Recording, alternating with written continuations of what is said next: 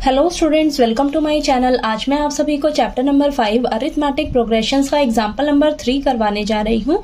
हमें दिया है find the 10th term of the AP 2, 7, 12 and so on. ठीक है, तो ये हमें एपी दी हुई है। इस एपी की हमें 10th टर्म निकालकर बतानी है, यानी कि हमें ए एन फाइंड आउट करना है। ठीक है, तो ये हमें एपी दी हुई है, हमें क्या निकालना है, ए एन निकालना है। ठीक है, तो चलिए स्टार्ट करते हैं। सबसे पहले अब यहाँ से आपको क्या समझ आ रहा है कि हमें क्या क्या गिवन है, सबसे पहले वो आप लिख लीजिए। ठीक है, तो आपको नंबर ऑफ टर्म्स यानी कि n कितना दिया है, 10। ठीक है, ये दिया हुआ है। फर्स्ट टर्म कितनी दे रखी है, 2 दी हुई है। ठीक है, तो ये एपी का ये जो फर्स्ट टर्म है इसे हम ए से डिनोट करते हैं, तो ये कितना दिया है, 2 दिया है। ठीक है, और कॉमन डिफरेंस यानी कि डी हम कैसे निकालते हैं, अगली टर्म में से पिछली टर्म को माइनस करते हैं। तो यहाँ पर मैं A2 में से A1 को माइनस कर लेती हूँ। ठीक है, सेकेंड टर्म में से फर्स्ट टर्म को माइनस करने जा रही हूँ। तो सेकेंड टर्म कितनी है, 7 है, फर्स्ट टर्म कितना है, 2 है। ठीक है, तो यानी कि आपके पास ये माइनस करके कितना आएगा, 5। तो कॉमन डिफरेंस कितना निकल कर आ गया हमारे पास, 5। ठीक है, अब हमें A10th टर्म निकालना है ना, तो फटाफट से पहले हम an का फॉर्मूला लगा लेते हैं। तो an का फॉर्मूला हमारे पास क्या होता है, a plus n minus 1 into D. ठीक है, तो हमें A10th टर्म निकालना है, n हमें 10 दिया है ना।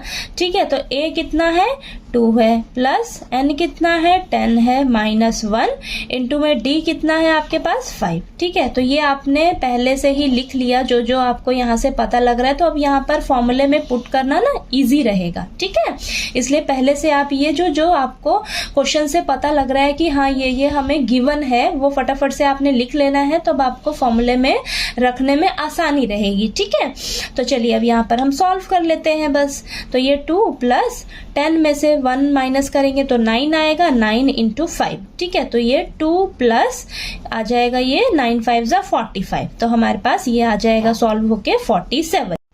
तो यहाँ पर हमारे पास 10th टर्म निकल कर आ गई 47। ठीक है, तो चलिए इसको मैं डायरेक्ट भी आपको करके दिखाती हूँ। ठीक है, तो ये आपके पास डायरेक्ट फॉर्मूला क्या बनता है, देखिए यहाँ पर A10th टर्म निकालनी है ना, यानी कि 10th पोजीशन पर आपका कौन सा नंबर पड़ा हुआ है वो हमें निकालना है। ठीक है, तो यहाँ पर डायरेक्ट फॉर्मूला क्या बनता है आपका, A प्लस 9D।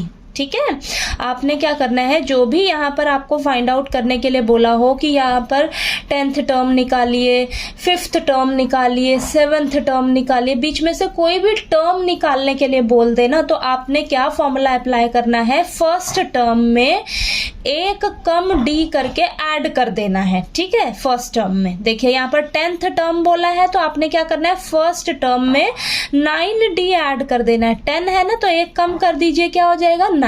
ठीक है, तो 9 इंटू डी, तो फॉर्मूला क्या बन जाएगा, a प्लस 9D। अगर आपको बोल दे 5th टर्म निकालिए, ठीक है, तो फॉर्मूला क्या बनेगा, a प्लस 4D। ठीक है, एक कम d करके आपने फर्स्ट टर्म में ऐड कर देना है। ठीक है, अगर आपको बोल दे a 15th टर्म निकालिए, तो आपका फॉर्मूला क्या बनेगा, a प्लस 14D। ठीक है, तो ये चीज आपने ध्यान रखनी है। ये इन शॉर्ट में आपके पास ये फॉर्मूला है nth टर्म निकालने के लिए। ठीक है, तो ये देखिए आपके पास फर्स्ट टर्म आपको क्या दी हुई है, 2 प्लस 9 इंटू डी कितना है आपके पास, 5। तो ये आ जाएगा 2 प्लस 45, ये आ गया आपके पास A10 इज इक्वल टू 47।